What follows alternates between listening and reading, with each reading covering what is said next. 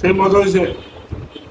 আসসালামু আলাইকুম। এই তো আমার আব্বু থেকে তো আপনারা রিভিউ নিয়ে নিয়েছেন, তো চলুন রেসিপিটা শুরু করি। হায়দ্রাবাদি বিরিয়ানির জন্য লাগছে 1 কেজি গরু মাংস।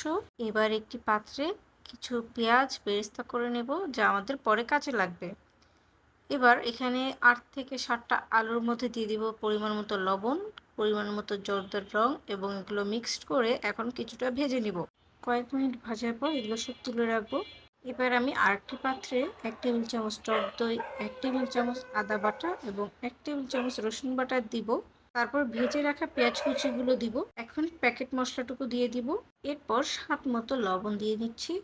এখানে যাবে 2 টেবিল চামচের মতো টমেটো সস, একটি লেবুর পুরোটা চিপে দিতে হবে। এবার ভালো মতো মাখিয়ে এটাকে আমরা গরু মাংসের মধ্যে দিয়ে দিব। এবার গরু মাংসের মধ্যে ভালো করে মাখিয়ে নিতে হবে এবং এটাকে আমরা 2 ঘন্টার জন্য রেস্টে রেখে দিব। 2 ঘন্টা পর আমি চুলায় দিয়ে কতক্ষণ কষিয়ে নিব। এরপর গরম পানি ঢেলে দিয়ে এটাকে সিদ্ধ করে নিব। এখানে আমি ফরচুনের বাসমতি রাইস ইউজ করব। এখন এটাকে পানির মধ্যে দিয়ে ধুয়ে উঠিয়ে রাখবো। পাতিলে আগের থেকেই গরম পানি করে রেখেছিলাম, এখন সেটার ভিতরে বাসমতি চালগুলো দিব। এরপর এর মধ্যে দিয়ে দিব স্বাদমতো লবণ এবং এটাকে 80% সিদ্ধ করে নিতে হবে।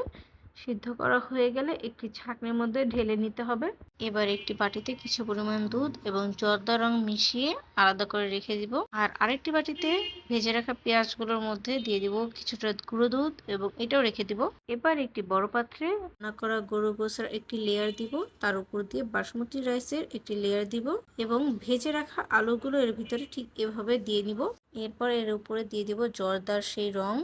আপনারা চেষ্টা করবেন একটু কম দেওয়ার, আমি ভুলে বেশি গুলিয়ে ফেলছিলাম। এরপর দিয়ে দিব বেরেস্তাগুলো এবং এর উপরে 10টার মতো দিয়ে দিব কাঁচামরিচ। আপনারা আপনাদের ঝাল অনুযায়ী কাঁচামরিচ দিতে পারেন। তারপর ধনিয়া পাতার একটা লেয়ার যাবে এবং পুদিনা পাতাও দিতে হবে। আমি দুটো মিক্সড করে দিয়েছি। তারপর একটি প্রিমিয়াম খাঁটি ঘি ইউজ করতে হবে। আমি ইউজ করছি আড়ঙের ঘি, আপনাদের কাছে অন্য ঘি থাকলে আপনারা সেটাও ইউজ করতে পারবেন। তার উপর দিয়ে দিব কিছুটা গরুর দুধ।